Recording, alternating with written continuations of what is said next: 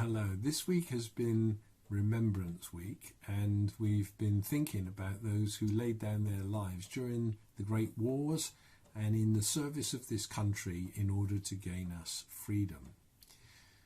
I wonder whether those people would appreciate or even agree with the way that the freedoms that they fought for and died for have actually been expressed in the lifestyle of this nation.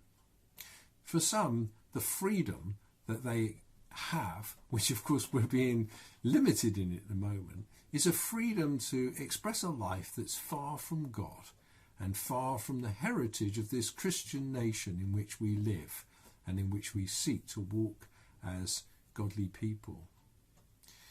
In Romans chapter 12, Paul says, in the light of God's mercies, to offer your body as a living sacrifice, which is holy and acceptable.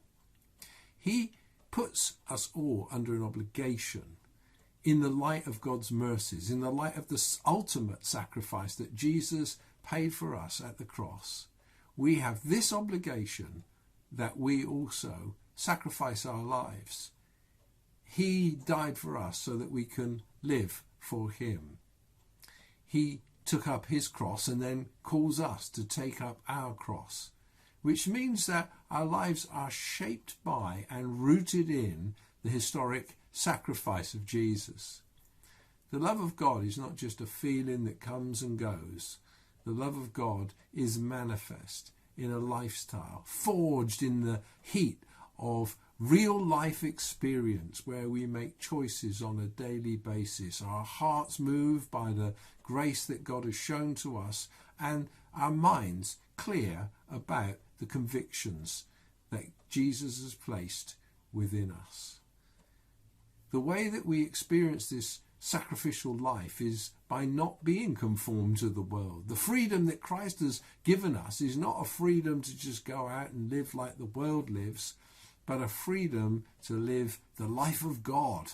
Remember, we were thinking about that the other day in the series on 2 Peter, that we've become participants, sharers in the very divine life. Now let that life out, let it loose, let it find full and free expression in your life.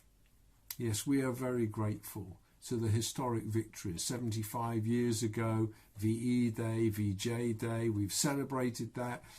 We celebrate and remember the great heroes of the Battle of Britain who won freedom for this nation. Let's thank God for them. But more than that, let's thank God for the freedom that we enjoy in the gospel.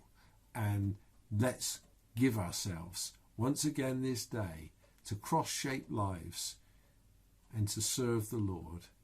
May God bless you in all that you do.